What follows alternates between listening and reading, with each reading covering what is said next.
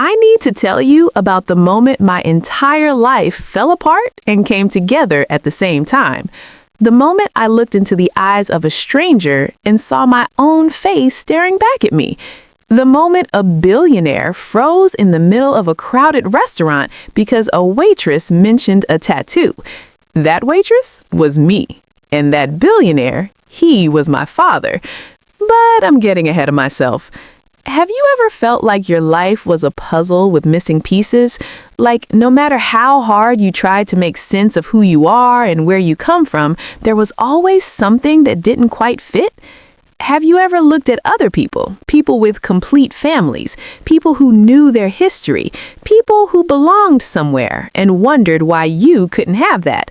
What would you do if you discovered that the missing piece of your puzzle had been hidden from you your entire life? That the father you thought abandoned you didn't even know you existed?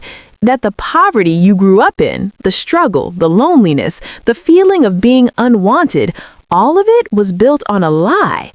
My name is Jasmine. I'm 23 years old, and until 6 months ago, I thought I knew exactly who I was. A nobody from nowhere, raised by a single mother who worked herself to the bone, destined to spend my life scraping by just like she did. I was wrong about everything. It was a Tuesday night in October when my world turned upside down. I was working the late shift at Lumiere, one of those upscale restaurants in the city where the appetizers cost more than my weekly grocery budget. The kind of place where I could never afford to eat, but I could carry plates to people who didn't think twice about dropping $500 on dinner. I had been on my feet for 9 hours already. My back was aching, my feet were screaming. I had a midterm the next morning that I hadn't finished studying for because I couldn't afford to turn down the extra shift. That was my life. Always running, always exhausted, always choosing between necessities because I couldn't afford to have everything. The restaurant was busy that night, but around 9 o'clock, the energy shifted. The manager, a nervous little man named Gerald, who usually ignored the waitstaff unless we made mistakes, suddenly appeared at my elbow looking like he was about to have a stroke. "Jasmine," he hissed, "VIP party arriving in 10 minutes. Private room. You're serving them." I didn't ask questions. VIP parties meant rich people, and rich people sometimes meant good tips. I needed every dollar I could get. Rent was due in a week, and I was still $300 short. I straightened my uniform, checked my reflection in the kitchen window, and headed to the private dining room to make sure everything was perfect. The room was already set up. Crystal glasses, white tablecloths, candles flickering on every surface. It looked like something out of a movie about people whose lives were nothing like mine. The party arrived at exactly 9:15. 6 people total, but it was immediately clear who was in charge. He walked in first, and the room seemed to rearrange itself around him. Tall, commanding, silver streaks in his dark hair that made him look distinguished rather than old, an expensive suit that probably cost more than my car, and an energy about him that said, without words, that he was used to being the most powerful person in any room he entered. I recognized him vaguely from somewhere. A magazine cover maybe, a news article, one of those faces you see associated with words like billionaire and mogul and philanthropist. But in that moment, I couldn't place him. I was too focused on doing my job. "Good evening," I said, putting on my professional smile. "Welcome to Lumiere. I'm Jasmine, and I'll be taking care of you tonight." He barely glanced at me. None of them did. To people like this, I was furniture, a necessary part of the scenery, like the tablecloths and the candles. I had learned not to take it personally. I took their drink orders, poured water, brought bread, listened to them discuss business deals and golf games and vacation properties, my presence as invisible to them as the air they breathed. And then, as I was refilling water glasses, I saw it. He had pushed up his sleeve slightly to check his watch, a watch that probably cost more than my mother's entire apartment, and there, on the inside of his wrist, was a tattoo. I almost dropped the water pitcher. It was small, maybe 2 inches, a delicate constellation pattern, stars connected by thin lines, forming a shape that looked like it might be Orion or part of it, and woven through the stars, so subtle you might miss it if you weren't looking closely, were 2 letters intertwined, M and W.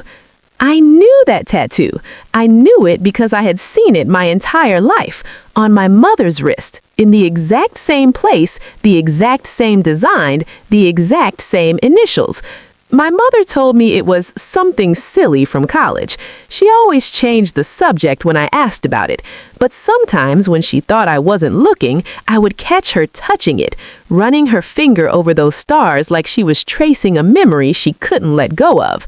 My hand started shaking. The water pitcher trembled, clinking against the glass I was trying to fill. "Careful," one of the other guests said, not unkindly, and I managed to mumble an apology and step back. But I couldn't stop staring at his wrist, at that tattoo, at those initials, M.W. My mother's tattoo had M.W. too. I had always assumed they were her initials, some version of her name. But her name was Denise Carter. There was no M, there was no W. I felt like I was dreaming, like the world had gone slightly out of focus and I was watching myself from somewhere far away. Before I could stop myself, before I could think about what I was doing or why, I heard my own voice speak. "Sir," he looked up. For the first time that evening, his eyes actually focused on me. "Yes?" "Your tattoo," I said. My voice sounded strange, distant, like it was coming from someone else. "The one on your wrist. My mother has one just like it." The room went absolutely silent. The other guests froze with their forks halfway to their mouths. The candles seemed to flicker in slow motion, and the man, the billionaire, the mogul, the most powerful person in the room, went completely still. His champagne glass stopped halfway to his lips. His face, which had been casual and relaxed, suddenly looked like it had been carved from stone, and his eyes locked on mine with an intensity that made me want to take a step backward. "What did you say?" His voice was barely above a whisper. "The tattoo," I repeated, my heart hammering so hard I could feel it in my throat. "The constellation with the letters, M and W. My mother has the same one, exactly the same." He set down his champagne glass, slowly, carefully, like he was afraid he might shatter it if he moved too fast. "What's your name?" "Jasmine. Jasmine Carter." I watched the color drain from his face. Actually watched it happen, like someone had pulled a plug and let all the blood flow out of him. His hands gripped the edge of the table so hard his knuckles went white. "Carter," he repeated. "Your mother, is her name Denise? Denise Carter?" The floor tilted beneath my feet. The room spun. How did he know my mother's name? How did this billionaire stranger know my mother's name? "How do you know that?" I whispered. "How do you know my mother?" He stood up abruptly, his chair scraping back against the floor. The other guests were staring now, confused, concerned, but he ignored them completely. His eyes never left my face, and in them I saw something I couldn't name, something that looked almost like recognition, like hope, like pain. "Everyone out," he said. Not loud, but with the kind of authority that made people move without questioning. "Now, please." His associates exchanged bewildered glances, but gathered their fangs and filed out of the room, leaving me alone with a man I didn't know, who somehow knew my mother's name. The door closed behind them. The silence was suffocating, and then, with shaking hands, he pulled out his phone, scrolled through it for what felt like an eternity, and turned the screen toward me. It was a photograph. Old, slightly faded, clearly a scan of a physical print from years before digital cameras, and in it were 2 people, a young man with dark hair and bright eyes, his arm wrapped around a young woman who was laughing at the camera, her head thrown back in pure joy. The woman was my mother, younger than I had ever seen her, happier than I had ever seen her. And the man beside her was the same man standing in front of me now, just 2 decades younger. "We were together for 3 years," he said, his voice cracking. "I loved her more than I have ever loved anything in my life. And then, one day, she disappeared, just vanished, took everything and left without a word. I searched for her for years. I hired investigators. I never stopped looking." He paused, his eyes glistening with tears I never expected to see on the face of a billionaire. "I never found her, and I never knew." His voice broke completely. "I never knew about you." The room was spinning. I couldn't breathe, couldn't think, couldn't process what he was saying. "That's not possible," I heard myself say. "My mother told me my father didn't want us. She said he abandoned us. She said he left when she got pregnant and never looked back. She said—" She lied. 2 words. Simple. Devastating. World-ending. "I never knew you existed," he said. "I swear to you on everything I have, I never knew. If I had known for even 1 second that Denise was pregnant, that I had a daughter somewhere in the world, I would have torn the earth apart to find you." He took a step toward me, then another, and then he was standing right in front of me, this man who was apparently my father, this billionaire who had been searching for my mother for over 2 decades, this stranger who looked at me like I was the answer to a question he had been asking his entire life. "You look just like her," he whispered. "The same eyes, the same face. I should have seen it the moment you walked in." I wanted to run. I wanted to scream. I wanted to call my mother and demand an explanation, demand to know how she could have let me grow up believing I was unwanted when my father had been searching for me the whole time. But I couldn't move. I couldn't speak. I could only stand there, in that private dining room that cost more to rent for an evening than I made in a month, and feel everything I thought I knew about my life crumble to dust around me. My mother had lied. My whole life she had lied. And the father I thought had abandoned me in poverty, he was standing right in front of me, crying, reaching out like he was afraid I might disappear the same way my mother had. What I didn't know then, what I couldn't have known, is that this was only the beginning. The truth about why my mother ran, about what really happened 23 years ago, about the powerful forces that had worked to keep us apart, all of it was about to crash down, and nothing would ever be the same again. To understand why that moment in the restaurant shattered me so completely, you need to know where I came from. You need to know the life I was living before Billionaire's tattoo turned everything upside down. You need to know what it's like to grow up without a father, not just absent, but completely unknown. A ghost, a question mark where a person should be. I grew up poor. Not the kind of poor that people romanticize in movies, where you're broke but happy and everything works out in the end. Real poor, the kind where you learn to recognize the sound of the electricity being shut off. The kind where you eat cereal with water because milk is a luxury you can't afford. The kind where you wear the same shoes until they literally fall apart, and then you duct tape them together and keep wearing them because new shoes aren't in the budget. My mother, Denise Carter, raised me alone in a series of small apartments in a series of small towns. We never stayed anywhere for long. Just when I would start to make friends, start to feel like maybe I belonged somewhere, my mother would announce that we were moving again. New town, new apartment, new school. Same struggle. I didn't understand it when I was young. I thought maybe we were running from something, debt collectors maybe, or a bad landlord. I made up stories in my head about why we had to keep moving, why my mother was always looking over her shoulder, why she seemed so afraid of putting down roots. Now I know the truth. We were running from him, from my father, from the life she thought would swallow us whole.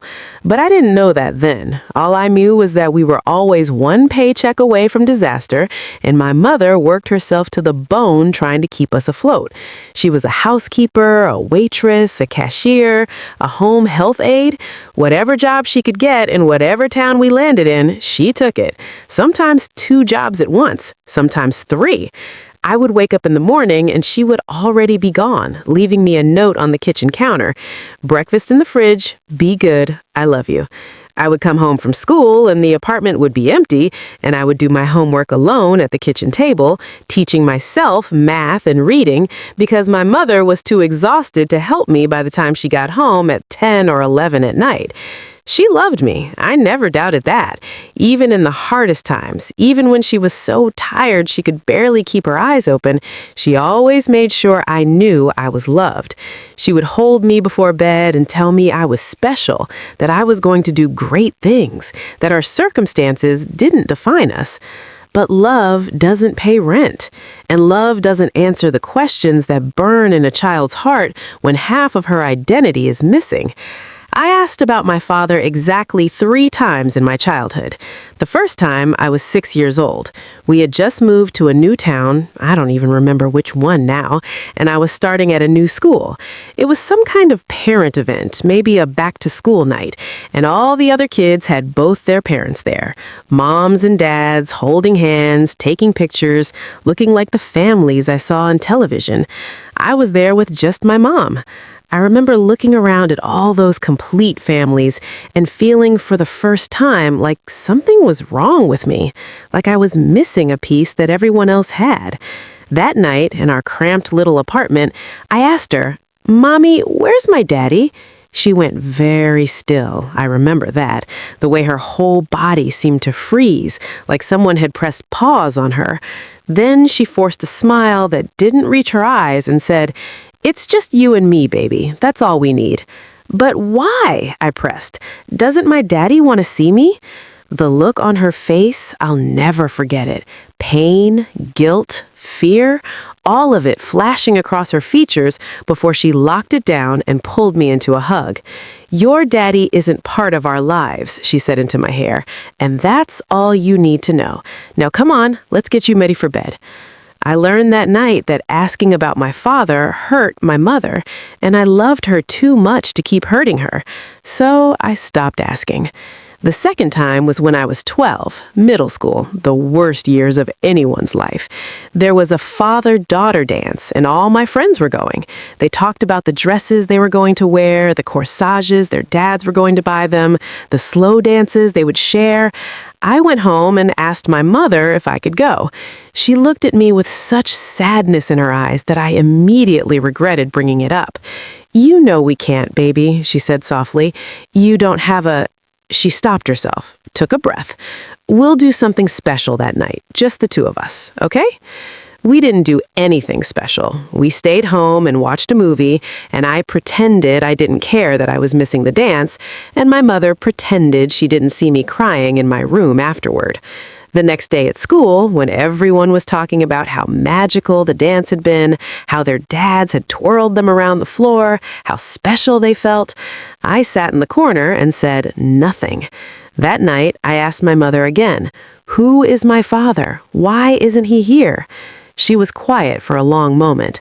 Then she said in a voice so cold it didn't even sound like her, "He was a mistake, a man who made promises he couldn't keep. He didn't want us, Jasmine. He didn't want you, and we're better off without him."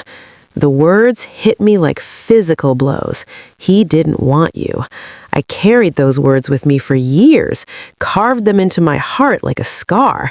I believed them. I believed that I was unwanted, that my own father had looked at me and decided I wasn't worth staying for. That belief shaped everything about me. The way I didn't trust people, the way I pushed away anyone who got too close, the way I always expected to be abandoned, because if my own father could leave me, why would anyone else stay? The third time I asked was when I was 17. I was filling out college applications. Not that I could afford college, but my guidance counselor insisted I try. And there was a section asking about family history, medical history, father's name. I left it blank. But that night, I asked my mother one more time. I need to know who he is, even just his name, please. She was washing dishes at the sink, her back to me. I watched her shoulders tense, watched her grip tighten on the plate in her hands. Jasmine, she said without turning around, I have told you everything you need to know. Your daddy is not part of our lives. He never will be. Drop it. But I have a right to know. She spun around so fast I took a step back. You have a right to a roof over your head and food on the table and a mother who would die for you, she said, her voice shaking with something that might have been anger or might have been fear. Now drop it. I mean it, Jasmine. I don't want to hear about this again. I didn't bring it up again, but I never stopped wondering, never stopped feeling that hole in my chest where a father should have been, never stopped searching the faces of older men on the street, wondering if any of them might be him. I made up stories about him in my head. Sometimes he was a soldier who died before I was born, a hero who would have loved me if he'd had the chance. Sometimes he was a musician who traveled the world, always meaning to come back for us, but never quite making it. Sometimes he was just a regular man who got scared and ran away, who regretted it every day, but didn't know how to find his way back. The stories changed, but the feeling never did.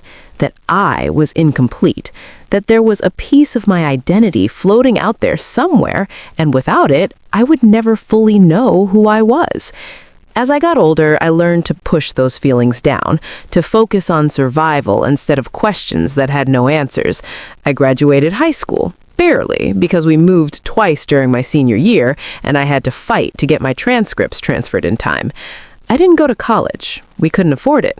Instead, I got a job, then another job, then another, just like my mother. By the time I was 23, I was working full-time as a waitress and going to community college part-time, paying for my classes one at a time with whatever money I could scrape together. I was living in a studio apartment the size of a closet, eating ramen more nights than I cared to admit, driving a car that broke down so often I had the mechanic's number memorized. I was exhausted. I was broke. I was angry. Not the explosive kind of angry that makes you yell or throw things, but the slow, constant burn of resentment that comes from watching the world give everything to some people and nothing to others. I saw rich people every night at the restaurant, people who spent more on a single bottle of wine than I made in a week, people who complained about trivial inconveniences while I worried about whether I could afford my medication. People who lived in a completely different world, one where money was never a question and doors opened automatically, and life just worked. I didn't belong in their world. I knew that. I accepted it.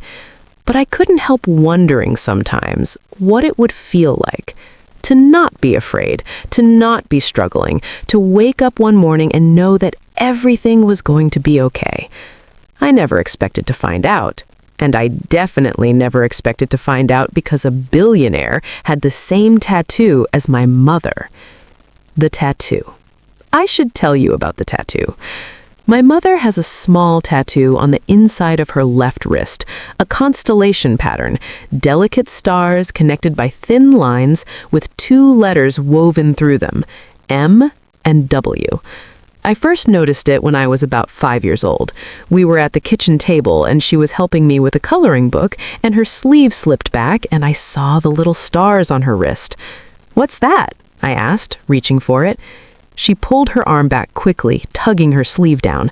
"Nothing, baby, just something silly I got in college." "What did the letters mean?" "They don't mean anything, just a design I liked. Now come on, let's finish this picture." She changed the subject so fast that even at 5, I knew there was something she wasn't telling me. Over the years, I noticed things about that tattoo. She touched it sometimes when she was sad, running her finger over the stars like she was remembering something. She never wore bracelets or watches on that wrist, like she wanted to keep it visible but also hidden.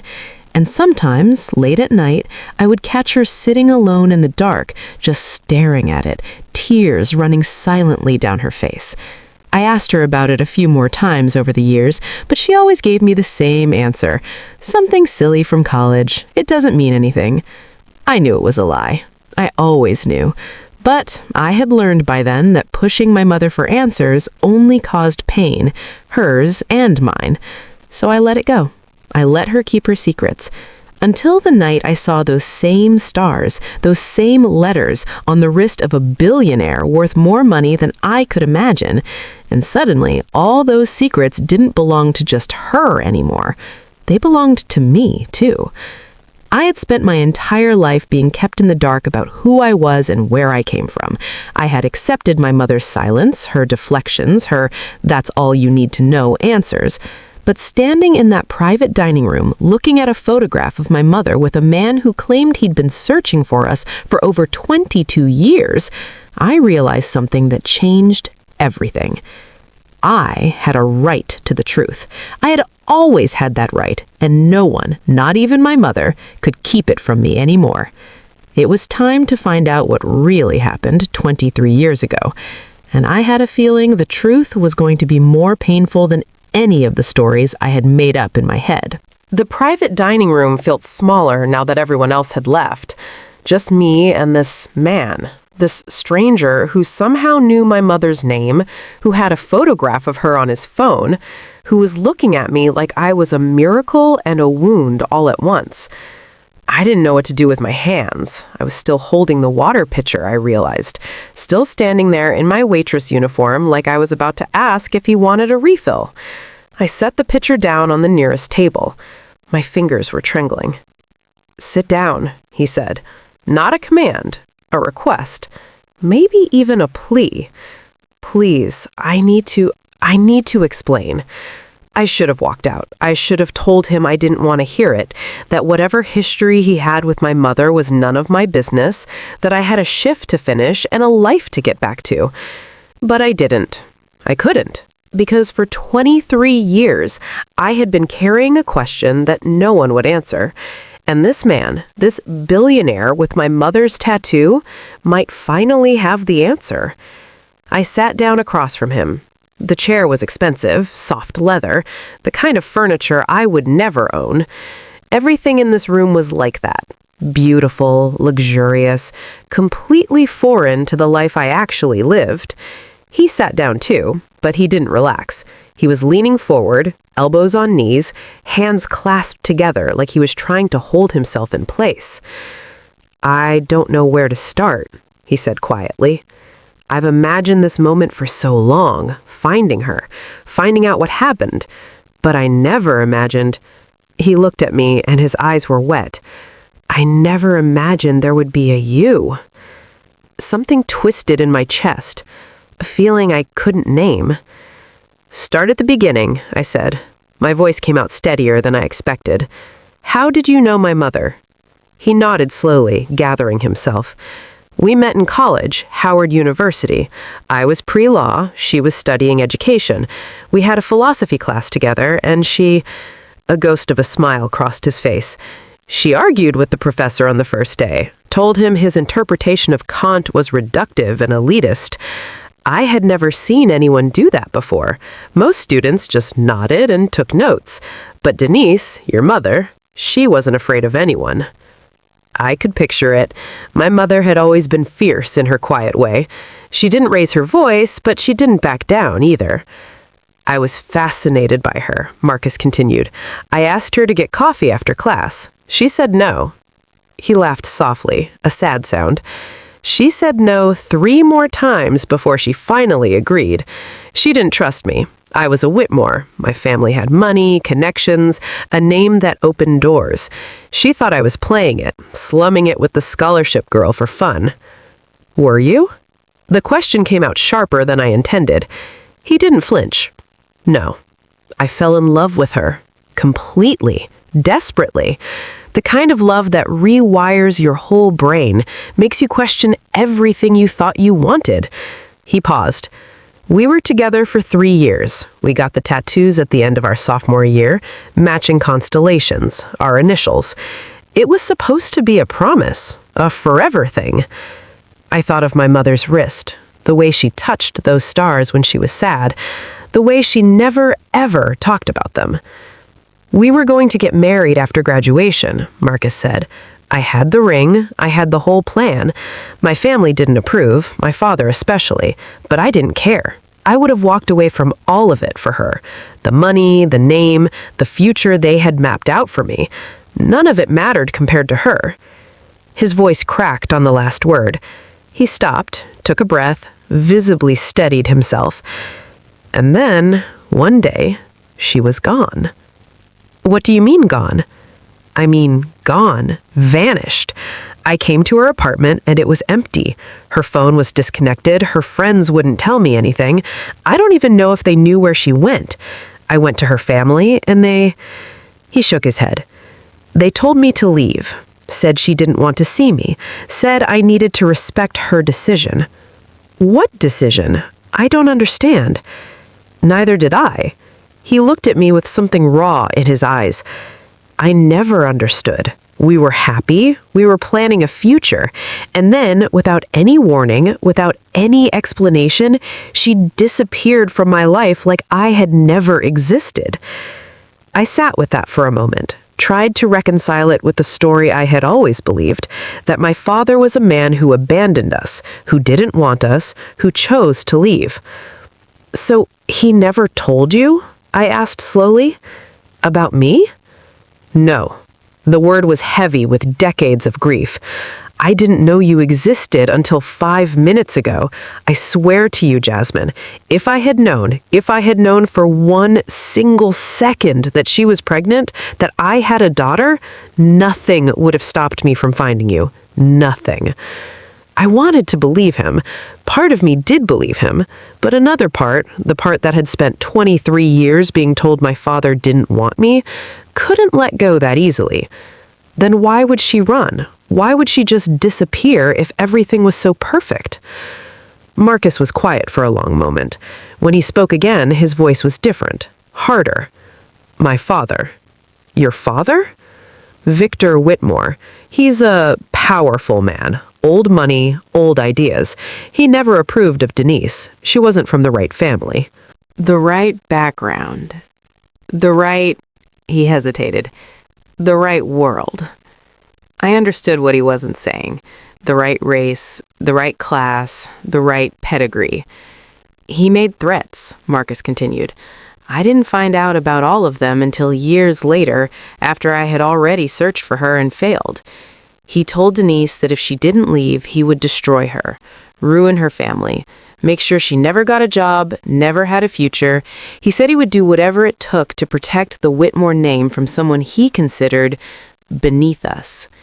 The word beneath sat in the air between us like a slap. She never told me about the threats, Marcus said quietly. She just left. I think she was trying to protect me, trying to avoid making me choose between her and my family, or maybe she just didn't believe I would choose her. He paused. Maybe she was right.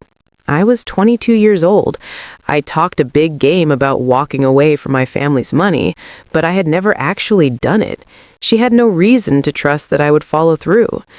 For the first time, I saw him not as a billionaire or a stranger, but as a person, a man who had made mistakes, who had been young and in love and caught between impossible choices, just like my mother. I hired investigators, he said, after she disappeared. I spent years searching, but your mother was smart.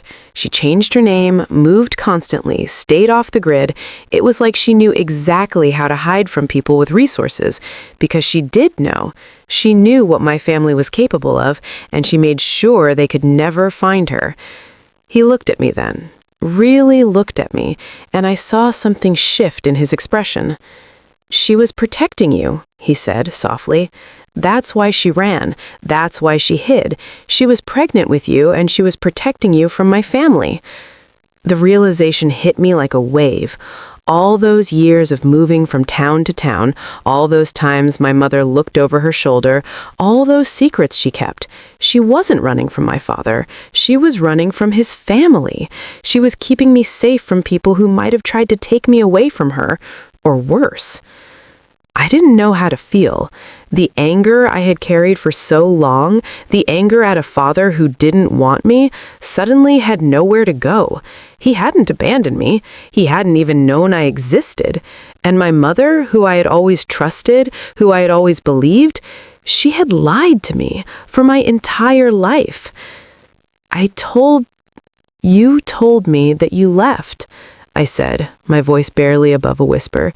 She told me you didn't want us, that you abandoned her when she got pregnant. Marcus closed his eyes like the words physically hurt him. I would never, he said. I would never have left her. I loved her more than I have ever loved anything. And if I had known about you, he opened his eyes and they were bright with tears.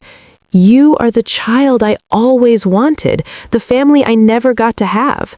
I have spent 23 years wondering why she left, whether it was something I did, whether I wasn't enough. And now I find out that she took your daughter with her and she let you grow up thinking I didn't care. His voice broke. I care. I have always cared. I just never got the chance to show it. We sat there in silence for a long moment. The candles flickered. The sounds of the restaurant, muffled, distant, drifted through the walls. The world kept moving, but in that room, time had stopped. I don't know what to do with this, I finally said. I don't know how to process any of it. I know this is overwhelming. I know you have no reason to trust me, but I'm asking you, please, give me a chance. Let me explain. Let me be part of your life.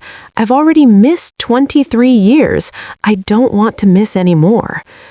I looked at this man, my father, apparently, and I felt the ground shifting beneath me. Everything I thought I knew about my life, about my family, about myself, was suddenly uncertain. I had a father, a living, breathing father who wanted to know me, who claimed he had been searching for me, who looked at me like something precious. But I also had a mother who had raised me alone, who had sacrificed everything for me, who kept secrets that were now cracking open like fault lines. Whatever happened next, nothing would be the same. I need to talk to my mother, I said, standing up. I need to hear her side of this. Marcus nodded, though I could see the fear in his eyes, the fear that I might walk out and never come back. I understand. Take whatever time you need, but please. He pulled a card from his wallet and pressed it into my hand. This has my personal number. Call me whenever you're ready. I'll be waiting. I took the card, looked at the name embossed on it, Marcus Whitmore, CEO, a name that meant nothing to me yesterday, a name that meant everything now. I can't promise anything, I said. I don't know you. I don't know what's true anymore, but I'll call, eventually. That's all I ask, just a chance. I walked out of that room and back into the noise of the restaurant, the clatter of dishes, the murmur of conversations, the normal world continuing as if nothing had changed. But everything had changed, and now I had to go home and face the woman who had built my entire life on a lie. The drive home took 20 minutes. It felt like hours. I kept replaying everything in my head. Marcus's face when he saw me, the photograph on his phone, the story about my mother disappearing without a word, the threats from his father, the years of searching, the daughter he never knew existed. Me. By the time I pulled into the parking lot of my mother's apartment building, my hands were shaking so badly I could barely turn off the ignition. I sat in the car for a long moment, staring up at her window. The light was on. She was awake, probably waiting up for me like she always did when I worked late shifts, worrying about me, loving me, lying to me. I didn't know how to walk in there and pretend everything was normal, but I also didn't know how to walk in there and blow everything up. So I just sat, and breathed and tried to figure out who I was supposed to be now that everything I thought I knew had turned out to be wrong. Finally, I got out of the car, climbed the 3 flights of stairs to her apartment, put my key in the lock. She was in the kitchen when I walked in, making tea. She did that when she couldn't sleep, chamomile with honey, the same ritual she'd had since I was a child. "Hey, baby," she said without turning around. "How was work? You're home later than usual." I didn't answer. She must have heard something in my silence because she turned around, and the moment she saw my face, her expression changed. "Jasmine? What's wrong? Did something happen?" I reached into my pocket and pulled out the business card Marcus had given me, set it on the kitchen counter between us. She looked at it. I watched her face as she read the name, Marcus Whitmore, CEO, and I watched the color drain from her skin. The cup in her hand slipped, shattered on the floor. Neither of us moved to clean it up. "Where did you get that?" she whispered. "He gave it to me. Tonight, at the restaurant." She was shaking now, actually shaking, her whole body trembling like she was standing in a freezing wind. "He was there? He saw you?" I served his table, and I saw his tattoo. My voice was steady, but something was cracking inside me. "The same tattoo you have, the constellation, the initials, MW. She closed her eyes, leaned against the counter like she might fall without it. "Jasmine? Is he my father?" The question hung in the air, heavy, final. She didn't answer. She didn't have to. The look on her face told me everything. "All this time," I said, and now my voice was shaking too. "All this time you told me he abandoned us. You told me he didn't want me. You let me grow up thinking I was unwanted, thinking my own father looked at me and decided I wasn't worth staying for. And he didn't even know I existed?" "It wasn't like that," she said. Tears were streaming down her face now. "It wasn't that simple. You don't understand." "Then help me understand." I was shouting now. I never shouted at my mother, never. But 23 years of questions, of lies, of that constant ache of not knowing who I was, it all came pouring out. "Help me understand why you let me believe my father was a monster when he spent years searching for us.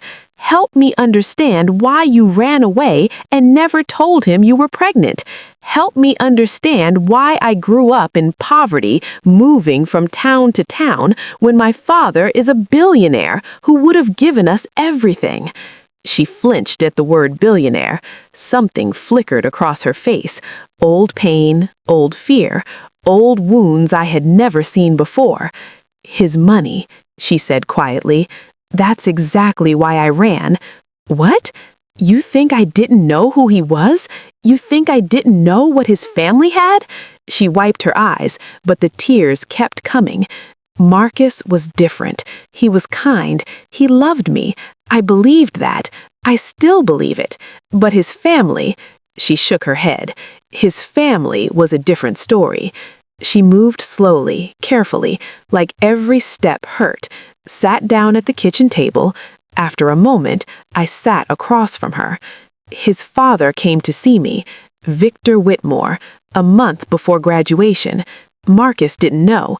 He showed up at my apartment when Marcus was in class, and he made it very clear what he thought of me, what he thought of our relationship, what he would do if I didn't disappear." "What did he say?" "He said I was a gold digger, a distraction, a phase his son needed to get out of his system before he took his rightful place in the family business." Her voice was bitter. "He said I would never be welcome in their world, that if I married Marcus, they would cut him off completely. No money, no connections, no family. He would lose everything because of me." I waited. I knew there was more. And then he made threats. Her hands tightened on the edge of the table. He said if I didn't leave, he would make sure I regretted it.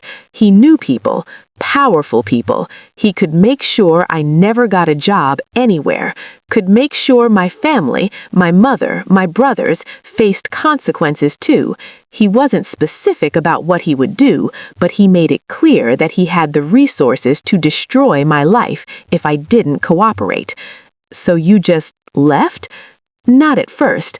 She looked at me, and I saw the ghost of the young woman she had been, fierce, proud, stubborn. At first, I told him to go to hell. I told Marcus about the meeting, not everything, but enough. I told him his father had tried to intimidate me, and Marcus was furious. He said he would talk to his father, that he would handle it, that nothing would change between us. What happened? A week later, I found out I was pregnant. The word landed between us like a stone dropped in still water. I was terrified, not of being a mother. I wanted you from the moment you existed, but of what would happen when the Whitmores found out. Victor had made it clear that I was a problem to be eliminated.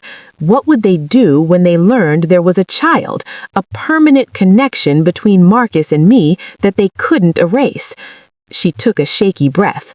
I imagined the custody battles, the lawyers, the money and power they could throw at taking you from me.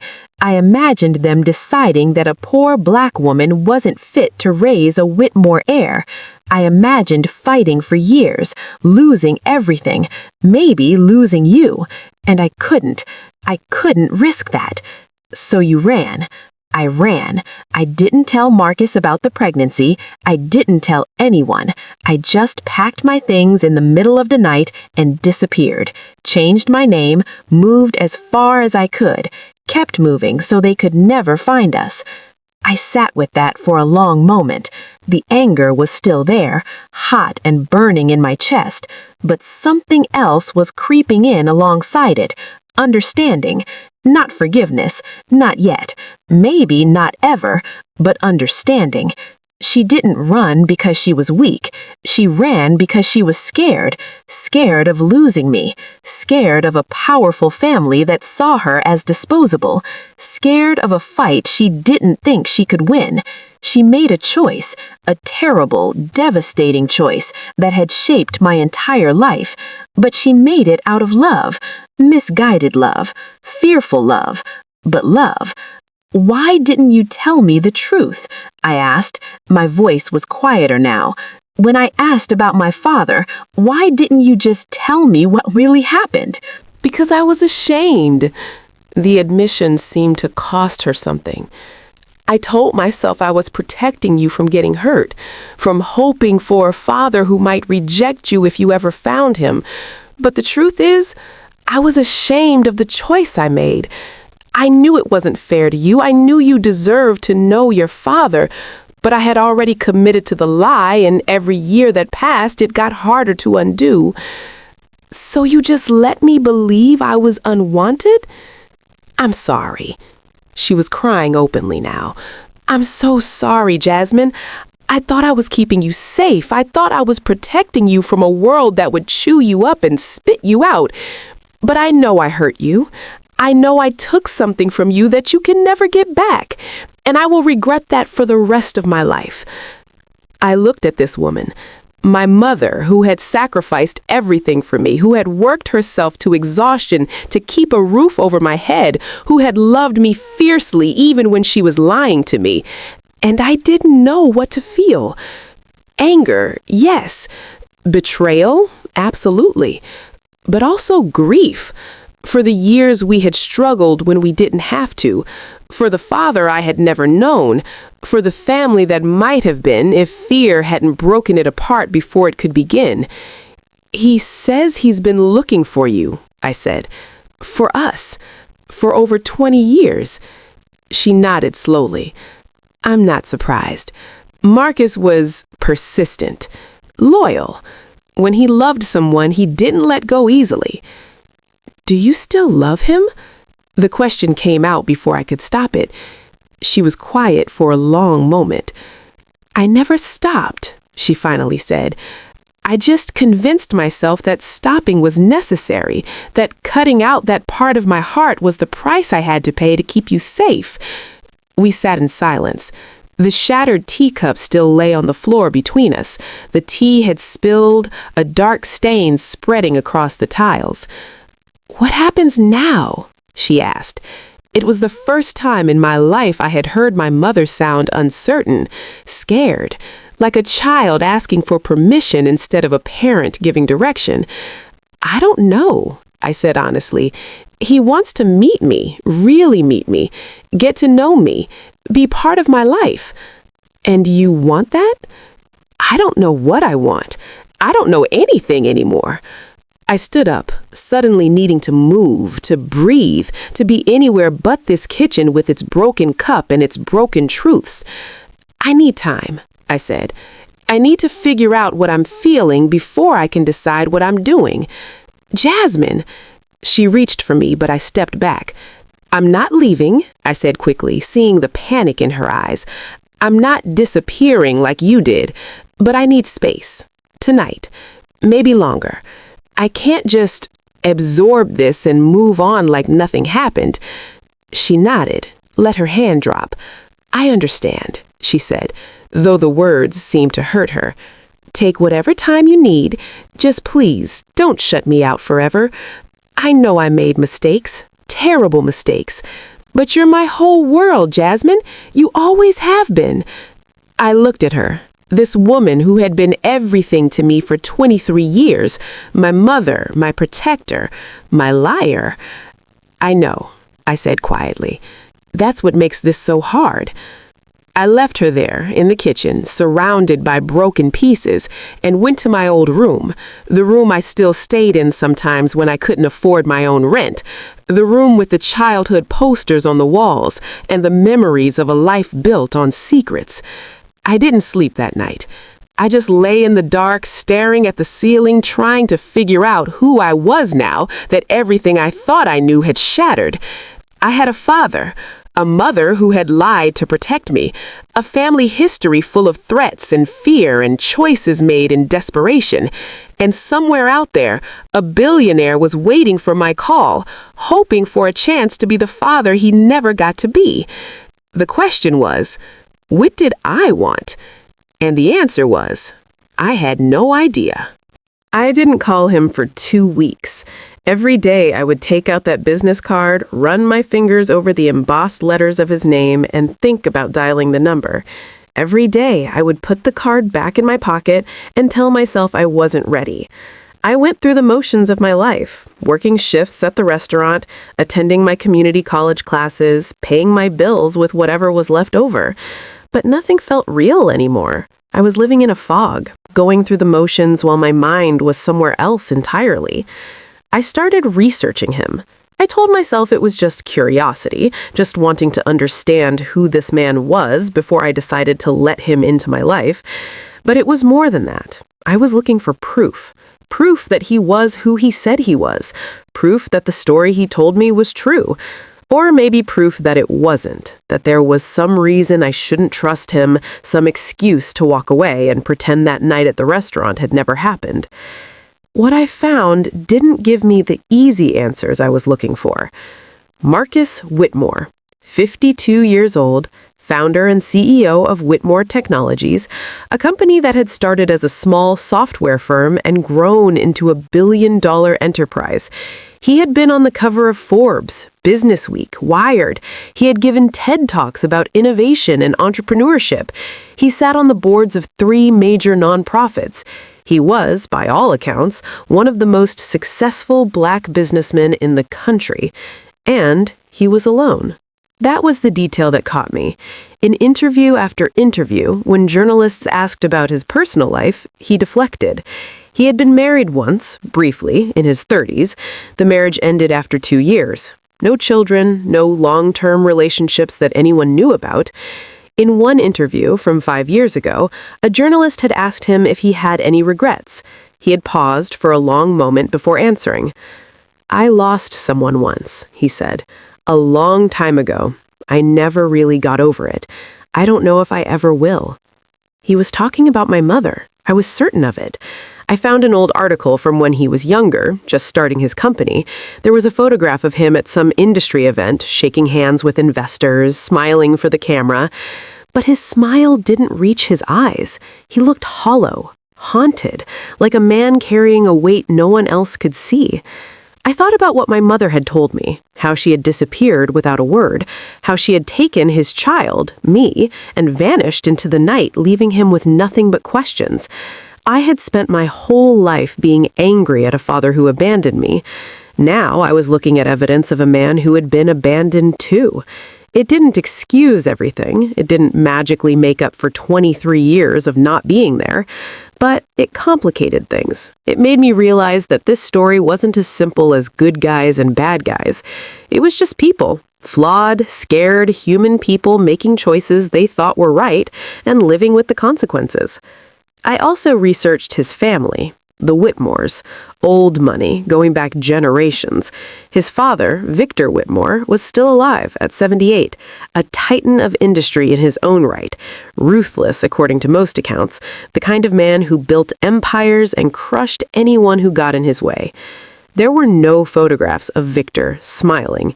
In every picture I found, he looked like he was sizing up the camera, calculating its weaknesses, figuring out how to use it to his advantage.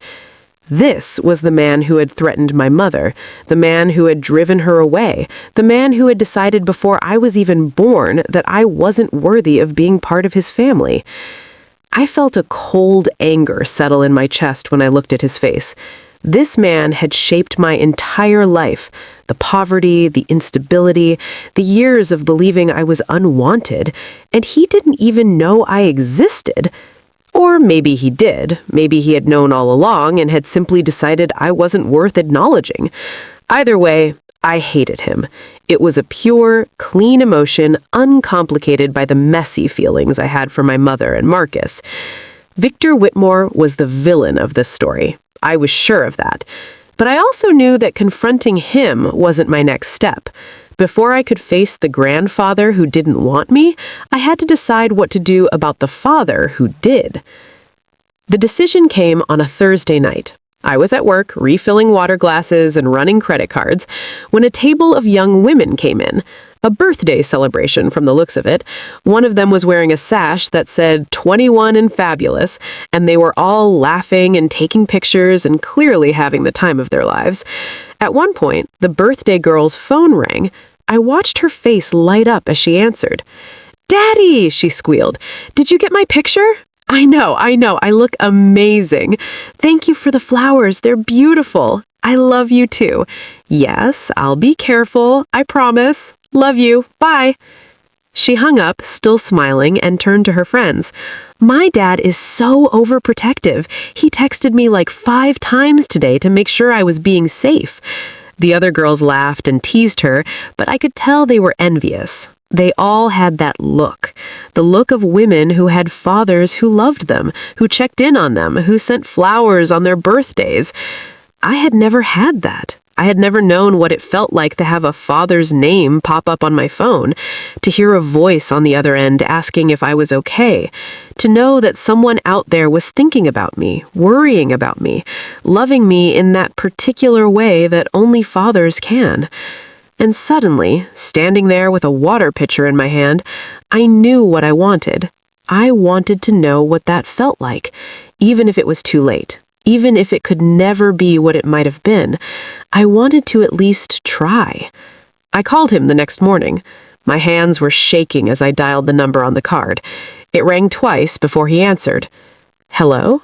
His voice was cautious. He didn't recognize my number. "It's Jasmine from the restaurant." Silence. Then a sharp intake of breath. "Jasmine."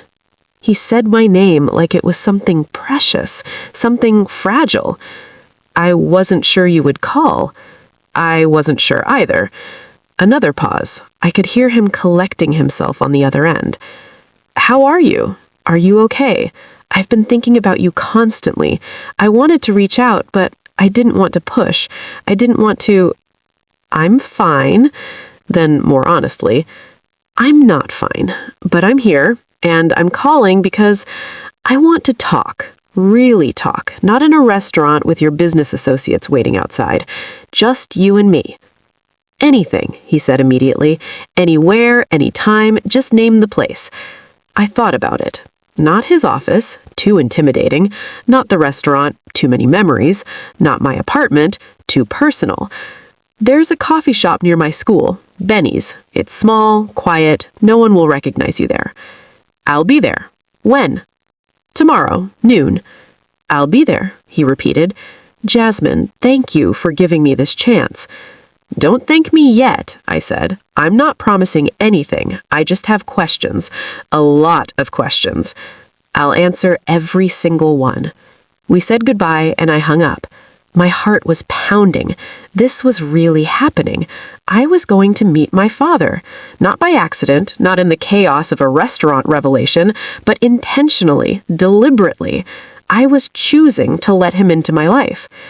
The next day, I got to Benny's early. I wanted to be there first, to be settled before he arrived.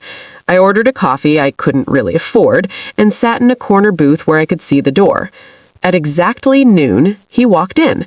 He wasn't wearing a suit this time, just jeans and a simple sweater, clothes that probably cost more than my car, but at least looked like he was trying to be normal. He scanned the room, found me, and his whole face changed, softened. I watched him walk towards me, and I tried to see myself in him. We had the same eyes, that's what I noticed first. The same shape, the same deep brown color, the same way they crinkled slightly at the corners. He slid into the booth across from me. For a moment, neither of us spoke. Thank you for coming, he said. Thank you for being here. Another silence. Awkward, uncertain. We were strangers who shared blood, trying to figure out how to build a bridge across 23 years of absence. I don't know how to do this, I admitted. I've never had a father. I don't know what we're supposed to talk about. I don't know what you expect from me. I don't expect anything, he said. I just want to know you. Whatever you're willing to share, whatever pace you're comfortable with. I'm not trying to buy my way into your life or pretend the last 20 decades didn't happen. I just want a chance. What does that look like? A chance. He thought about it. It looks like this. Coffee, conversation, you asking me questions, me trying to answer honestly, and then if you want, we do it again and again until we figure out what we are to each other. And if I decide I don't want that, if I decide this is too much and I want to walk away, he flinched slightly, but he didn't look away. Then I'll respect that. It will break my heart, but I'll respect it. I've already missed your whole life, Jasmine. I won't make it worse by trying to force myself into a place where I'm not wanted. I studied him, looking for lies, looking for manipulation, looking for some sign that this was all an act, that he just wanted to ease his own guilt without actually caring about me. But all I saw was a man who looked as scared as I felt. Tell me about yourself, I said. Not the Forbes version, the real version. Who are you when no one's watching? He smiled, a real smile, the first one I'd seen from him. That might take a while. I've got time, I said. And so he talked about his childhood in a house that was too big and too cold, with a father who measured love in achievements and a mother who drank to cope with her unhappiness, about falling in love with computers because they made sense when people didn't, about meeting my mother and feeling for the first time in his life like someone actually saw him, about the years after she left when he threw himself into work because it was easier than facing how empty he felt, about the marriage that failed because he was still in love with a woman who had disappeared, about the therapy he finally started in his 40s when he realized he couldn't outrun his grief forever, about the hole in his life that success and money had never been able to fill. He talked for over an hour, and I listened. I didn't forgive, I didn't forget, but I started to understand. By the end, my coffee was cold and my cheeks were wet with tears I didn't remember crying. What do you want from me? I asked. Honestly, if you could have anything, what would it be? He reached across the table, stopped just short of touching my hand, waited to see if I would pull away. I didn't. I want to be your father, he said quietly. Not just in biology, but in reality.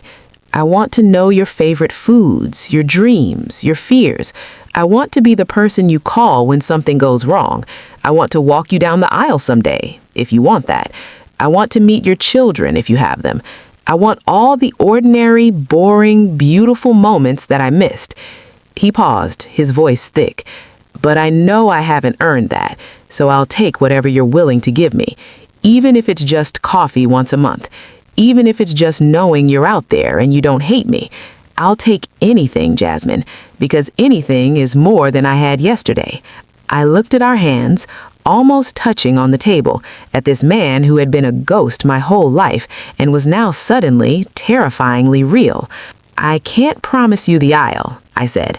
I can't promise you grandchildren or Sunday dinners or any of that. I don't even know if I like you yet. He nodded, accepting that. But I can promise you this, I continued. I'll try. I'll keep showing up, I'll keep asking questions, and we'll see where that takes us. It wasn't much. It wasn't a Hallmark movie reunion with hugging and crying and everything magically fixed, but it was something, a beginning, a choice to step into the unknown together and see what we could build from the wreckage of the past. He squeezed my hand gently. I squeezed back. And for the first time in my life, I felt what it was like to have a father's hand in mine. Things were going well. Too well, maybe. I should have known it wouldn't last. Over the next few weeks, Marcus and I fell into a rhythm. Coffee on Thursdays at Benny's, sometimes lunch on Sundays if our schedules aligned. Slow, careful conversations where we learned to be something to each other. Not quite father and daughter yet, but something more than strangers. He didn't push. He didn't try to buy my affection with expensive gifts or grand gestures. When I told him I didn't want his money, he respected it. When I said I needed space after a particularly emotional conversation, he gave it. He was patient in a way I hadn't expected from a man who ran a billion-dollar company. He told me about my mother, the Denise he had known before I was born, the way she laughed at his jokes even when they weren't funny, the way she challenged him to be better than his family expected, the way she made him feel like he could be himself, not just a Whitmore heir performing a role. I started to see my mother differently through his stories, not as the tired, overworked woman who had raised me in poverty, but as the young woman she had been before life wore her down, bold, brilliant, unafraid. It hurt in a strange way to realize how much she had given up, how much fear had cost her, but it also helped me understand why she had made the choices she made. She had been protecting something precious, me, in the only way she knew how. I still hadn't fully forgiven her, but I was getting closer. Marcus and I didn't talk about his family. Not at first. He mentioned his father once, briefly, with a tightness in his voice that told me the subject was painful. I didn't push. I had enough of my own pain to deal with without taking on his family drama, too. But I should have known the Whitmores wouldn't stay in the background forever.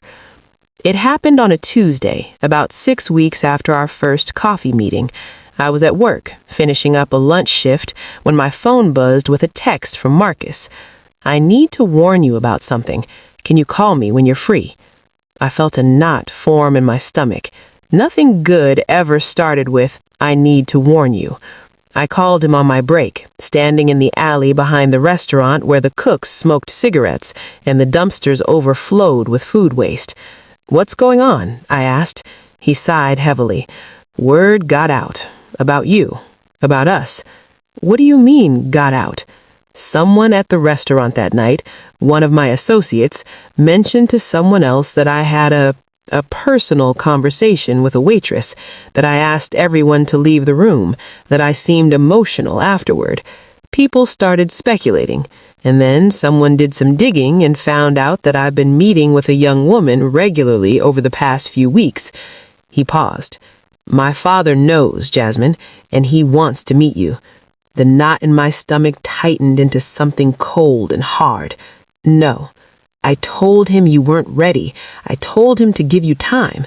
But he's not the kind of man who waits for things. He's already making plans to... I said no. My voice was sharper than I intended. I don't care what he wants. I don't care what he's planning. I'm not performing for him. I'm not showing up so he can look down his nose at me and decide whether I'm worthy of his precious family name. I know. Marcus sounded exhausted. I'm on your side, Jasmine. I will always be on your side. But I need you to understand, my father is not someone who takes no for an answer. He's going to find a way to get to you, whether we cooperate or not. I'd rather you be prepared than blindsided. What does that mean? Is he going to show up at my apartment? Follow me to work? I don't know. I don't put anything past him. That's why I'm warning you. I leaned against the grimy alley wall, my head spinning. This was exactly what my mother had been afraid of, the Whitmore machine grinding into motion, crushing anything in its path. What does he want? I asked. Honestly, I think he wants to make you go away. He sees you as a threat to the family image, an inconvenience. A problem to be solved. And what do you want? I want to protect you. I want to keep you as far from him as possible.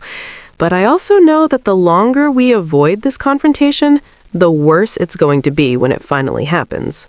He was right. I hated that he was right. Fine, I said. Set up a meeting, but on my terms, not his. What do you mean? I mean, I'm not going to his house or his office or some fancy restaurant where he can control the environment and make me feel small. If he wants to meet me, he can come to neutral ground. Somewhere public, somewhere I feel safe. I can try, but don't try. Make it happen. You're his son. You run a company worth billions. Figure it out. There was a pause, and then something I hadn't heard from him before. A soft laugh. You really are your mother's daughter, he said. Is that a compliment? The highest one I know how to give. The meeting was set for 3 days later. A conference room at a hotel downtown. Neutral territory, public enough that Victor couldn't try anything too dramatic, private enough for a conversation that didn't need witnesses. I spent those 3 days alternating between fury and terror. I picked out my outfit 6 times, something professional enough to show I wasn't intimidated, simple enough to show I wasn't trying to impress. I rehearsed what I would say, how I would respond to insults, what I would do if he offered me money to disappear. By the time I walked into that conference room, I felt like I had prepared for battle. And maybe I had. Victor Whitmore was already seated when I arrived. He didn't stand when I entered, didn't offer his hand, didn't acknowledge me at all, really, just watched me approach with cold, calculating eyes that made me feel like a specimen under a microscope. Marcus was there too, standing near the window, his posture tense. He gave me a small nod when I walked in. Support. Solidarity. I appreciated it, even if it didn't make this any less terrifying. So, Victor said, finally, his voice dry and papery with age, but still sharp as a blade. You're the girl. Not Jasmine, not my granddaughter, not even the young woman. The girl. Like I was a problem to be labeled and filed away. My name is Jasmine, I said, keeping my voice steady, and I'm not a girl. I'm a woman who just found out she has a father and a family she never knew about. A family you never knew about, because your mother chose to keep you hidden. Hardly our fault. Your fault? I felt the anger flare in my chest. You're the one who threatened her. You're the one who told her she would destroy her life if she didn't disappear. She was 22 years old and pregnant, and you made her so afraid that she spent the next 2 decades running from shadows. Don't you dare act like you're the victim here. Something flickered in Victor's eyes. Surprise, maybe. He clearly hadn't expected me to fight back. Your mother made her own choices, he said coolly. I merely presented her with the reality of her situation. The reality being that you couldn't stand the idea of your son being with someone who wasn't part of your little empire, someone who didn't fit the image you were trying to protect. The Whitmore name carries weight, responsibilities, expectations. Your mother was unsuitable. I did what any father would do to protect his son's future. You did what a coward would do, I shot back. You couldn't control Marcus, so you attacked the woman he loved instead. You couldn't accept that he had made his own choice, so you took away his ability to choose. I stepped closer to the table, my hands flat on the polished wood, leaning in so he couldn't look away. And now, here I am, 23 years of your protection, and I exist anyway. I'm a Whitmore whether you like it or not. My blood is the same as yours, and no amount of money or threats or cold stares is going to change that. Victor studied me for a long moment. The room was silent except for the hum of the air conditioning. "What do you want?" he asked, finally. "Money? A position in the company? Public acknowledgement? Everyone has a price. Name yours." "I don't have a price."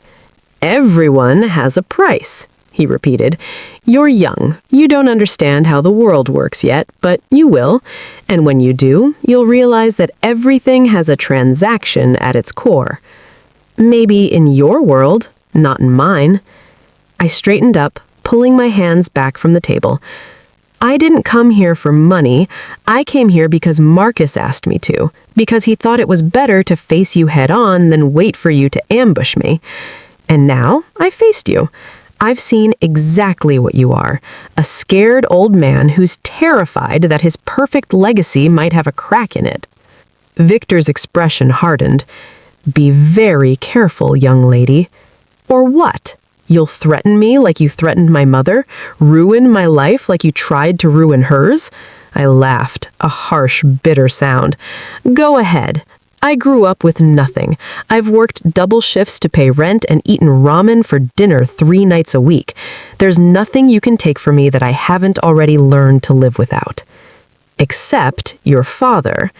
The words hung in the air like poison. Victor smiled, a thin reptilian expression that didn't reach his eyes. "You've just started building something with Marcus. A relationship. A connection. It would be a shame if that were complicated." "Dad!" Marcus's voice cut through the tension like a knife. He stepped forward from the window, his face pale but determined. "That's enough. I'm simply pointing out, you're threatening my daughter to her face, in front of me." Marcus moved to stand beside me, his presence solid and reassuring. "I've let you control a lot of things in my life. My career, my marriage, my choices. I told myself it was easier to go along than to fight. But not this. Not her." He looked at his father with something I had never seen in him before, defiance. "Jasmine is my daughter. She is going to be part of my life whether you accept it or not. And if you try to interfere, if you threaten her, manipulate her, or make her feel unwelcome in any way, then you will lose me. Completely. Permanently." Victor's face was unreadable. "You would choose this stranger over your own father." "I would choose my daughter over a man who has spent his entire life treating people as pawns in his game." Marcus's voice was steady, certain. "You had 23 years to be different. You could have changed. You could have apologized for what you did to Denise. Instead, you've spent the last hour proving that you're exactly the same person you've always been." He turned to me, his expression softening. "Come on, Jasmine. We're done here." I hesitated for just a moment, looking back at Victor. He was still sitting there, frozen, his face a mask of cold fury. For just a second, I thought I saw something else underneath, something that might have been regret, or fear, or loneliness. But then it was gone, and he was just an old man in an expensive suit watching his son walk away. We left together, Marcus and me. We didn't speak until we were in the elevator, the doors closing behind us, the weight of what just happened finally settling on our shoulders. "Thank you," I said quietly. "For what?" "For choosing me." He looked at me, and his eyes were bright with unshed tears. "I should have chosen you 23 years ago. I should have fought harder, found you sooner. I can't fix the past, but I can make sure the future is different." He reached out, hesitantly, and I let him take my hand. "You're my daughter, Jasmine. That's not a burden or a complication or a threat to anyone's legacy.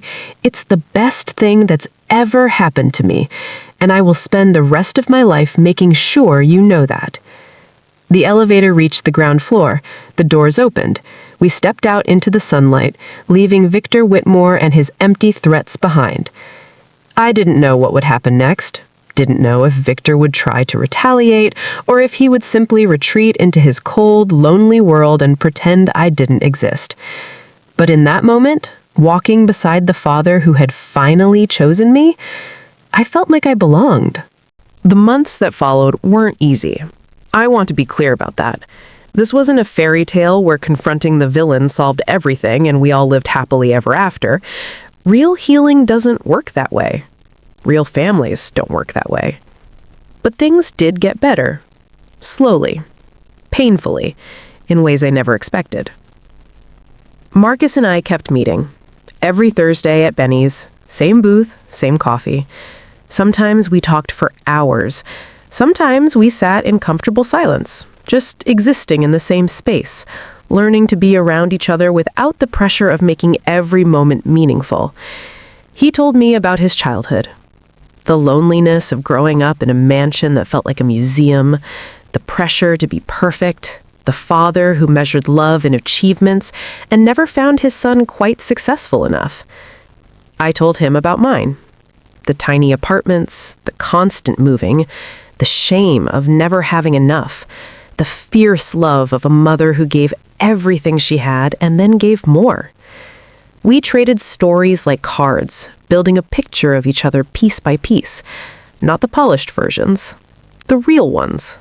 The messy, complicated, sometimes painful truths that made us who we were. I learned that Marcus was afraid of heights, but pretended not to be because executives weren't supposed to have weaknesses. I learned that he still slept with a light on sometimes, a habit from childhood when the darkness of the big empty house felt suffocating.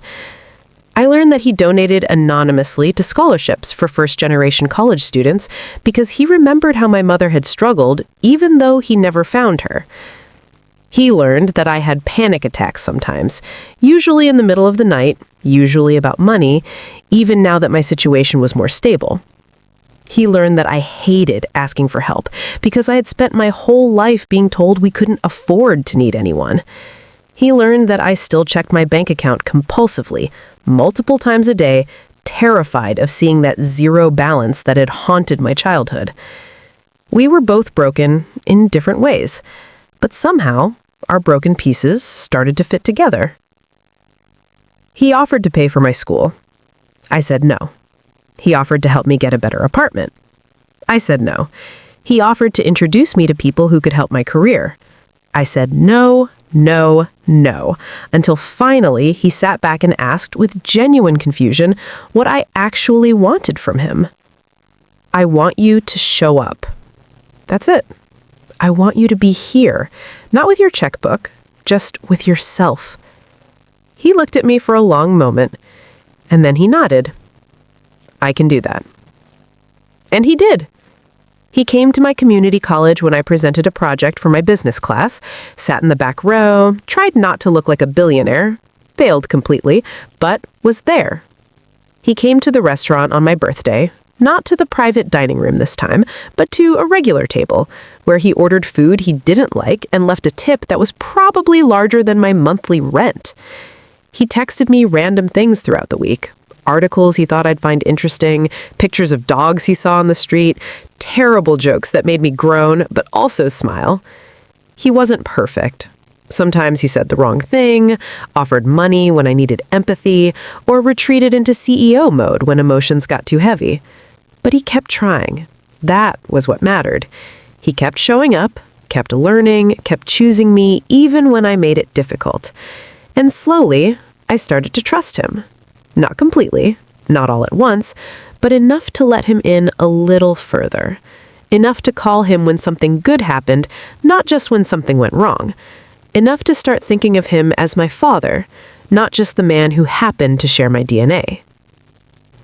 My mother was harder. The wound between us was deeper, older, more complicated. For weeks after our confrontation, we barely spoke. I was too angry and she was too ashamed, and neither of us knew how to bridge the gap we had created. She sent me texts sometimes, short, careful messages that didn't ask for anything. Thinking of you. Hope work went okay. I love you. I didn't always respond, but I read them. Every single one. One night, about 2 months after everything exploded, I found myself at her door. I hadn't planned to come. I was just driving, trying to clear my head, and somehow I ended up in her parking lot, staring up at her window, watching the familiar light that meant she was awake. I sat in my car for 20 minutes. Then I got out and climbed the stairs. She opened the door before I could knock, like she had sensed I was coming, like she had been waiting. Jasmine. She said my name like a prayer, like she was afraid I might disappear. Can I come in? We sat at the kitchen table, the same table where she had told me the truth, the same table where I had first felt the foundation of my life crack beneath me. She made tea, chamomile with honey. Her hand shook as she poured. I'm not here to fight, I said. I'm not here to rehash everything. I didn't know how to finish the sentence. She waited, patient, scared. I met his father, I finally said. Victor. Her face went pale. The cup in her hand trembled. What happened? I told her. Everything. The conference room, the threats, the cold calculation in Victor's eyes, the way he had tried to buy me off, dismiss me, make me feel like I was nothing, and the way Marcus had stood up for me, chosen me, walked away from his father to stand by my side. By the time I finished, she was crying. Silent tears running down her cheeks, dripping onto her hands. I was so afraid, she whispered. All these years, I was so afraid of exactly that, of you facing that man, of him looking at you the way he looked at me and making you feel like you didn't deserve to exist. But I did face him, and I'm still here. I know. She wiped her eyes. I know, and I'm so proud of you, prouder than I've ever been of anything. Mom? She looked up at me. I'm still angry. I'm still hurt. I don't know if I'll ever fully understand why you made the choices you made, but I'm starting to... I struggled for the right words. I'm starting to see that you weren't the villain of this story. You were just a person, a scared young person trying to protect something you loved.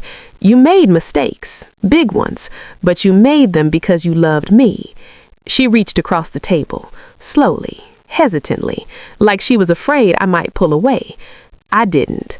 I let her take my hand, let her hold it the way she used to when I was small and the world felt too big and scary to face alone. I'm sorry, she said. I'm so sorry, Jasmine. I know those words aren't enough. I know I can never give you back the years I took from you, but I need you to know everything I did, every choice I made, it was because I loved you more than I was afraid of anything. I know, Mom, I know. We sat there for a long time, holding hands, crying, not fixing everything. Some things can never be fully fixed, but starting to heal. It was enough. For now, it was enough. The three of us never became a normal family. How could we? There was too much history, too much pain, too many years of separation to pretend we could just pick up where things should have started. But we became something. Marcus came to dinner at my mother's apartment once. Just once. It was awkward and painful, and nobody knew what to say. My mother couldn't look at him without crying. He couldn't look at her without seeing the ghost of the woman he had lost. I sat between them, trying to bridge a gap that felt impossibly wide. But at the end of the night, when Marcus stood to leave, my mother did something I never expected. She hugged him. It was brief, stiff, barely a hug at all, but it was something. "I'm sorry I ran," she said quietly. "I'm sorry I took her from you." "I'm sorry I didn't fight harder," he replied. "I'm sorry I let my family scare you away." They looked at each other, these two people who had loved each other once, who had created me together, who had been torn apart by forces bigger than either of them understood. "We can't change what happened, but maybe we can do better now." Marcus nodded. "Maybe we can." They weren't in love anymore. That ship had sailed decades ago, but there was something between them still. Respect, maybe. Shared grief. A mutual commitment to the daughter they had made together. It wasn't romantic. It wasn't even friendship. But it was peace. And peace was more than either of them had known in 23 years. As for Victor, he never reached out again. I heard through Marcus that he had essentially disowned his son, cutting him off from the family in every way that mattered, except legally. The business was still tied up in complicated arrangements that lawyers were sorting out, but the personal connection was severed. Marcus didn't seem broken by it. He seemed relieved. "I spent my whole life trying to earn his approval," he told me one Thursday at Benny's. "I built a company worth billions, and it was never enough. I married the woman he chose for me, and it made us both miserable. I became everything he wanted me to be, and I hated myself for it." He stirred his coffee slowly. "Losing him doesn't feel like losing anything. It feels like finally being free." I understood that feeling, the relief of letting go of someone who never truly saw you, the lightness that comes when you stop performing for an audience that'll never clap. "What about you?" he asked. "Do you think you'll ever want to meet him again? Try to build something there?" I thought about Victor, his cold eyes, his transactional view of the world, his absolute certainty that everyone had a price. "No," I said. "Some people don't deserve second chances. Some people have spent so long being poisoned that they don't know how to be anything else." "That's harsh," he said. "It's true." He smiled sadly. "You're probably right. I spent 50 years hoping he'd change. He never did. Then let him go. Focus on the family you're building instead of the one you were born into." He looked at me with something like wonder. "When did you get so wise?" "I learned from my mom. She made terrible choices sometimes, but she always did it out of love. That's more than Victor ever gave you." He was quiet for a moment. Then he reached across the table and squeezed my hand. "Thank you," he said. "For what?" "For being my daughter. For giving me a chance I didn't earn. For showing me what it means to build something real." I squeezed back. "Thank you for showing up. Finally." We finished our coffee, paid the bill, walked out into a world that was exactly the same as it had been before, and completely different. I had a father now, not a perfect one, not the one I had imagined in my childhood fantasies, but a real one, a present one, a man who was learning to love me in the only way he knew how, imperfectly, earnestly, with everything he had. It wasn't the family I had dreamed of, but it was the family I had, and somehow, against all odds, that was more than enough. I used to think I knew who I was. The girl without a father. The daughter of a single mom who worked too hard and never had enough. The waitress scraping by, one paycheck away from disaster, carrying a hole in her chest where a family should have been. I built my identity around that absence, around the belief that I was unwanted, that somewhere out there was a man who had looked at me and decided I wasn't worth staying for. That belief shaped everything. The walls I built, the people I pushed away, the way I flinched whenever someone got too close, waiting for the inevitable moment when they would leave too. Because if your own father didn't want you, why would anyone else? I carried that weight for 23 years. And then, in a single night, in a private dining room at a restaurant I couldn't afford to eat at, everything I thought I knew shattered into a million pieces. My father hadn't abandoned me. He hadn't even known I existed. And my mother, the woman I trusted more than anyone in the world, had been lying to me since the day I was born. It would be easy to tell you that finding out the truth fixed everything, that meeting Marcus healed all my wounds, that confronting Victor gave me closure, that reconciling with my mother made everything okay. But life doesn't work like that. Real healing isn't a moment. It's a process. Slow, painful, frustrating. 2 steps forward, 1 step back. Days when you feel whole and days when you feel more broken than ever. I still have anger.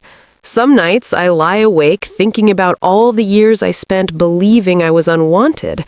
All the birthday wishes I wasted on a father I thought didn't care. All the times I looked at other girls with their dads and felt that sharp, familiar ache of not being enough. I can't get those years back. No amount of Thursday coffees or Sunday lunches will give me the childhood I should have had. No apology will erase the poverty, the instability, the constant fear that shaped my formative years. Some wounds don't heal completely. They just become scars you learn to live with. I'm angry at my mother sometimes, for the lies, for the choices she made without asking me, for deciding that protecting me from possible rejection was worth guaranteeing my abandonment. I understand why she did it. I even forgive her, mostly. But understanding and forgiving don't make the hurt disappear. They just make it bearable. I'm angry at Victor, too. This cold, calculating man who decided before I was born that I wasn't worthy of his family, who threatened a pregnant woman and drove her into hiding, who looked at me in that conference room and saw nothing but a problem to be solved. I don't forgive him. I'm not sure I ever will. Some people don't deserve forgiveness. Some people have caused so much harm that the kindest thing you can do is simply walk away and never look back. But here's what I've learned in the months since my world fell apart and slowly started to rebuild. Anger doesn't have to be your whole story. Pain doesn't have to define you.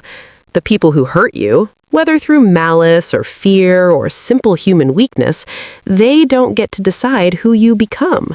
You do. I spent 23 years letting my absent father shape my identity, letting the hole he left become the biggest thing about me.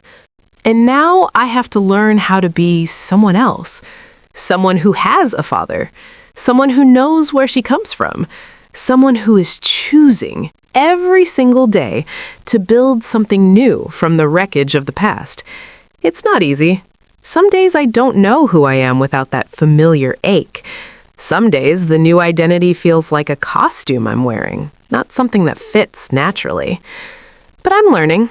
I'm growing. I'm becoming. Marcus asked me once what I wanted from our relationship, what I hoped we would be to each other. I told him I didn't know, and that was true. But I think I'm starting to figure it out. I don't need him to be the father I never had. That father doesn't exist. He can't go back in time and teach me to ride a bike or scare away the monsters under my bed or walk me to my first day of school. Those moments are gone forever. What I need is for him to be the father I have now. Present, consistent, willing to show up even when it's hard, willing to listen even when I'm angry, willing to love me not as the daughter he imagined, but as the woman I actually am. Complicated, guarded, still learning to trust, still figuring out how to let people in. He's not perfect at it, neither am I. But we're trying, and trying, I've learned, is sometimes the most you can ask of anyone. My mother and I are trying too. We talk more now than we did before. Not about the heavy stuff, not always, but about normal things. Work, school, the TV shows we're watching, the small, ordinary details that make up a life. Sometimes we talk about the past, carefully, gently, like prodding a wound to see if it's still tender. She tells me things I never knew. about her childhood, about falling in love with Marcus, about the terror she felt when Victor threatened her, when she realized she was pregnant, when she made the impossible decision to run. I listen. I try to understand. I try to see her not just as my mother, but as a person, a flawed, frightened, fiercely loving person who did the best she could with impossible choices. I don't always succeed, but I try. That's the other thing I've learned. Family isn't about blood. Not really. It's about choice. Victor shares my DNA, but he will never be my family. He chose to reject me before I was born, and that choice defined everything that came after. My mother lied to me for 23 years, but she also loved me for 23 years, fed me when there wasn't enough food, worked herself to exhaustion so I could have a future, made herself small so I could grow.